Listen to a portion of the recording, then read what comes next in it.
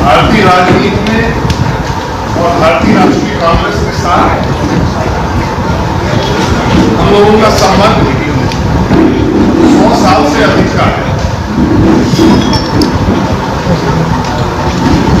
और उन 100 सालों में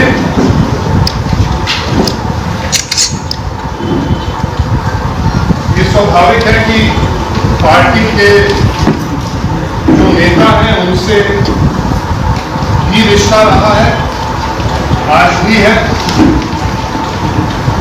और पार्टी के पूर्वांचल में, उत्तर प्रदेश में और देश के कोने कोने में जो कार्यकर्ता है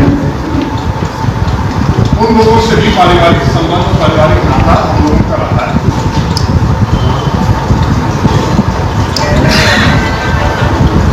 सर आ रहा है। और आज आप लोगों के बीच में एक फैसला लेके आया हूं जो हो सकता है कि उन सारे जो कार्यकर्ता पार्टी के 100 साल में हम लोगों के साथ जुड़े थे उनकी भावनाओं को लेके ये निर्णय मुझे लेना पड़ा कि मैं भारतीय राष्ट्रीय कांग्रेस के सारे पदों से और प्राथमिक सदस्यता से मैंने इस्तीफा दिया। हम लोगों के मन में और हम लोगों के साथ जो चर्चा उन कार्यकर्ताओं से पिछले कुछ वर्षों से हो रही है वो मुझे व्यक्तिगत रूप से तकलीफ पहुंचाती थी। ये देखते हुए कि जो लोग इस देश की आजादी के लिए जिन परिवारों ने संघर्ष किया और आजादी के बाद भारतीय राष्ट्रीय कांग्रेस की राजनीति में चाहे जब वो संकट स्वर्गीय इंदिरा गांधी जी के ऊपर आया हो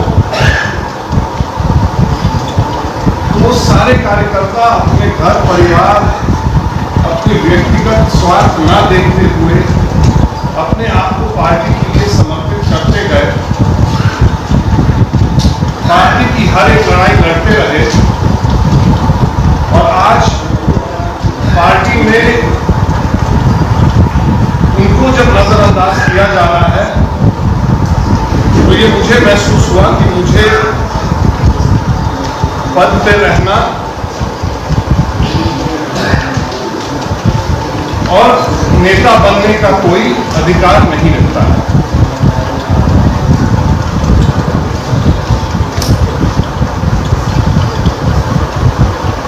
मैं आज आभार भी व्यक्त करना चाहता हूं माननीय श्री राहुल गांधी जी का और प्रियंका गांधी जी का कि उन्होंने मुझे एक सामान्य से कार्यकर्ता को प्रदेश और देश की राजनीति में कई महत्वपूर्ण जिम्मेदारियां दी थी, उसके लिए मैं हमेशा उनका आभारी रहूंगा। पर अब वक्त आ गया है कि हम लोग उन सारे कार्यकर्ताओं से, उन सारे कांग्रेस पार्टी के जो हम लोग के परिवार से जुड़े हुए लोग थे उनके साथ बैठ के विचार विमर्श करें कि आगे का रास्ता हम सब लोगों का क्या होगा। ये निर्णय मैं वापस इसलिए नहीं ले सकता हूं क्योंकि मुझे नहीं लगता है कि मेरे किसी पद पे रहने का औचित्य रहता है जब कांग्रेस पार्टी के वो तमाम साथियों को किनारा दिखा दिया जाता है। और ये फैसला इसलिए नहीं लिया है कि पार्टी में चर्चा करके मुझे संतुष्ट करके ये फैसला वापस हो सकता है, ना ही ये फैसला लिया गया है कि मैं किसी तत्कालीन लाभ के लिए किसी अन्य दल का हिस्सा बनूं। ये इसलिए फैसला नहीं लिया गया। हम लोग ये फैसला लिए हैं उन सारे लोगों को देख के और उन सारे लोगों से चर्चा करके ही हम लोग आगे का रास्ता तय करेंगे। वो सारे लोग कौन हैं? वो सारे लोग जानते हैं कि वो कौन है। अगर हम लोग सूची बना के बैठे होते तो वो सूची आपको उपलब्ध करा देते, मगर कांग्रेस परिवार के तमाम साथियों ने इधर पिछले 3-4 दिन से विशेष रूप से संपर्क किया है और वो इस आगे वाली कड़ी में साथ देने का आश्वासन उन्होंने दिया। ललितेश जी, कुछ कांग्रेस के वरिष्ठ नेता ये कह रहे हैं कि जो भूमि घोटाला उससे डर गए आप मोदी जी से, इसलिए आप इस ढंग का नाटक कर रहे हैं। नहीं, बताएं आप क्या कहना चाहते हैं। हमने जब से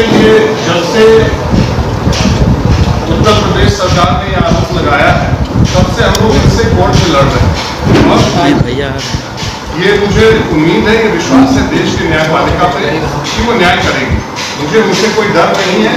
अगर उन लोगों के पास इतना मजबूत तर्क होगा और अगर उनका हमारे ऊपर जो आरोप लगे अगर इतने मजबूत होते तो पहले सुनवाई में ही जो FIR हुआ है उसमें स्टे नहीं लगता और बाकी सब जो मामले चल रहे हैं उसमें तारीख पे तारीख सरकार ले रही है, हम लोग नहीं ले रहे। तो अगर उनका पक्ष इतना मजबूत होता तो ये स्वाभाविक है कि वो अपना पक्ष रख देते और हमारे खिलाफ न्यायालय का फैसला भी आ गया। जिस कांग्रेस ने आपके परिवार को मुख्यमंत्री जैसा महत्वपूर्ण पद दिया है, आज उस कांग्रेस को आप छोड़ रहे हैं, ऐसा आपने फैसला आज कर लिया है, तो आप सपा में जा रहे हैं ना? नहीं, भाजपा में नहीं। हमने अभी किसी दल में जाने के लिए, जैसे मैंने अभी आपसे कहा है, किसी दल में जाने का विचार नहीं है। हमको तत्कालीन कोई किसी तरह का लाभ नहीं चाहिए। ये कब तक, जब तक चुनाव का 2022 का आगाज जब तक नहीं हो जाएगा उसके पहले आप किसी दल में चले जाएंगे ना? दो टूक जवाब दीजिएगा। मैं बिल्कुल आपको स्पष्ट जवाब दे रहा हूं कि अगर हमारे साथ जितने कार्यकर्ता हैं, जो पारिवारिक संबंध जिनसे है, अगर वो कहेंगे मुझसे कि 2022 का चुनाव नहीं लड़ना है आपको, तो मैं 2022 का भी चुनाव छोड़ने को तैयार हूं। नहीं, पद की बात करें, समझ किस पार्टी से आप लड़ेंगे? अभी अगर चुनाव ही नहीं लड़ना है, अगर चुनाव ही नहीं लड़ने का फैसला आ जाएगा तो पार्टी का कोई औचित्य उस समय नहीं बचेगा। वरना आपकी प्राथमिकता सपा है ना? नहीं, कोई प्राथमिकता। कुछ एक नाम आ रहे हैं जिनके माध्यम से आप संपर्क में हैं। अब हम लोग को नाम की जरूरत होगी। इन सब जगहों में आप ही ने कहा है कि इस परिवार के इतिहास को आप ही जानते हैं। अगर हमको किसी से संपर्क करने की जरूरत होगी तो मुझे नहीं लगता है कि मुझे किसी का जरिया या किसी का सहारा लेने की जरूरत है। यानी कांग्रेस से अब कोई नाता नहीं रहेगा एकदम? अब इस्तीफा तो दे दिया, इस्तीफा तो दे, वापसी फैसला तो ले लिया है, तो मनाया भी जा सकता है आपको। अगर कांग्रेस पार्टी, मुझे नहीं लगता है कि इस समय कांग्रेस पार्टी इस चीज के लिए तैयार है कि इन परिवारों को, इन कार्यकर्ताओं को, अगर सम्मान जब राष्ट्रीय नेतृत्व ने 3-3 बार सबको निर्देशित किया है कि इन सारे पुराने लोगों से आप लोग संपर्क साधिए, इनको जोड़ के रखिए, जब 3-3 बार उनके कहने के बाद नहीं हुआ है तो मुझे नहीं लगता कि आगे चलते ये कार्य होगा। मैं किसी से बात नहीं कर रहा हूँ। अगर वो बिना बात के मना सकते हैं तो उनको आपका तो राजनीतिक जीवन है, देखिए, कांग्रेस पार्टी के अलावा हमने कभी अपनी जिंदगी में कोई दूसरी विचारधारा देखी नहीं है, ना उसके बारे में सोची। तो ये एक कुर्ते की तरह नहीं है कि आज इस विचारधारा को पहने और कल जाके किसी दूसरे विचारधारा को पहने।